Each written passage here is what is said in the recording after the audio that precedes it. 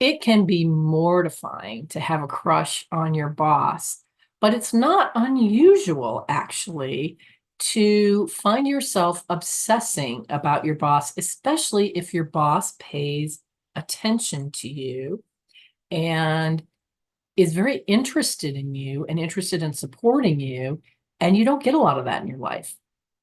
So the first thing to verify, is it really a crush?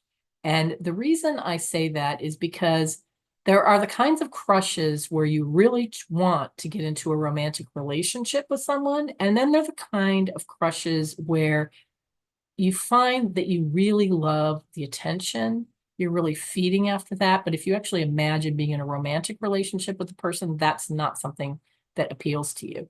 You do find yourself obsessing, maybe thinking about the person a lot, maybe thinking about your conversations and dwelling on it way too much. And it could be embarrassing or mortifying. But there's something to reflect on here, which is really important.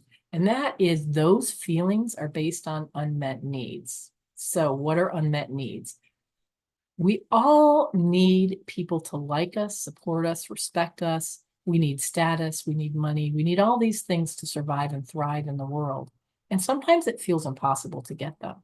So when you have a boss, which is someone in a power position to you, and that boss, it actually pays attention to you, shows interest in you, and has a lot of power, then you may start having fantasies about getting big promotions, or about finally having your financial fears alleviated because, maybe you can get a raise, or finally being taken care of.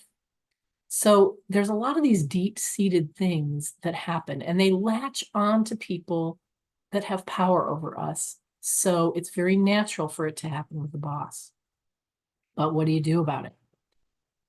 Well, the thing that's important to understand is that it's never good to have a relationship with a boss that's romantic. If that's something that you've decided that you really want, then you may want to think about moving positions, either within your organization or into another organization, and then you can take that relationship to another level. If you've decided that this really isn't a romantic crush, but it may be a crush based on these unmet needs that I'm talking about, then the thing to do is think about, what are the needs that are triggering you? It might just be that no one's ever taken an interest in you before, or that you haven't really had a lot of support before. So you may continue to have these fantasies about your boss, but what you want to do is see if there are other people you can build relationships with that offer you that same kind of support. Now, this is kind of long-term personal growth work, so I can't say that it's going to make the crush disappear right away, but just realizing that it's not actually a romantic thing can provide you with some relief, and it can help you come up with some strategies so that you don't embarrass yourself or get into a tricky situation that could damage your career.